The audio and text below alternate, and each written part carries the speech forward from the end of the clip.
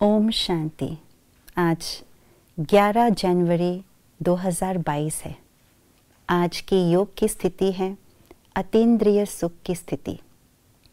तो अतीन्द्रिय सुख क्या है, ये आज स्लोगन से ही जानेंगे। सुनते हैं आज का स्लोगन। अतीन्द्रिय सुख का अनुभव करना है तो गोपी वल्लभ के सच्ची सच्ची गोपिका बनो। आत्मा के 7 गुणों में से एक गुण है सुख, और आत्मा अपने वास्तविक स्वरूप में सुख स्वरूप भी है।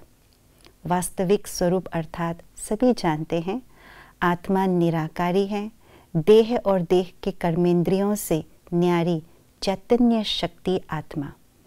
तो जो सुख स्वरूप है, ये सुख स्वरूप भी जो आत्मा अनुभव करती है, वो सुख भी इंद्रियों से परे का सुख है। तो वास्तविक रूप में आत्मा सुख स्वरूप भी है।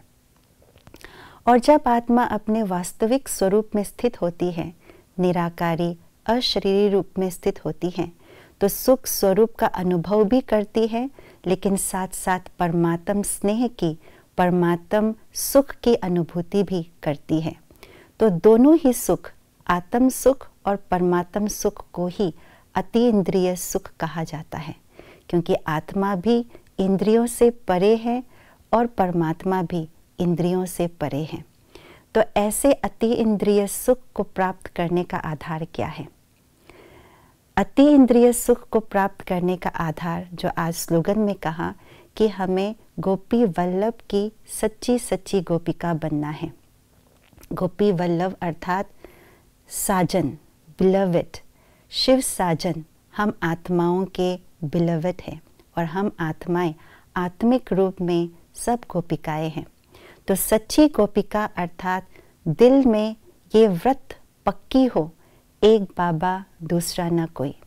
मन में बस एक बाबा ही समाया हुआ हो, जैसे गोपिकाओं के दिल में सिर्फ एक कृष्ण का ही नाम है, रूप है और उसका गुण है। ऐसे ही एक बाबा दूसरा न कोई ये पक्की हो, तो कभी भी दूसरे और तीसरे की तरफ, देहधारी और हद के सुख की तरफ बुद्धि और मन जा ही नहीं सकते। इसको ही अव्यभिचारी याद कहा जाता है।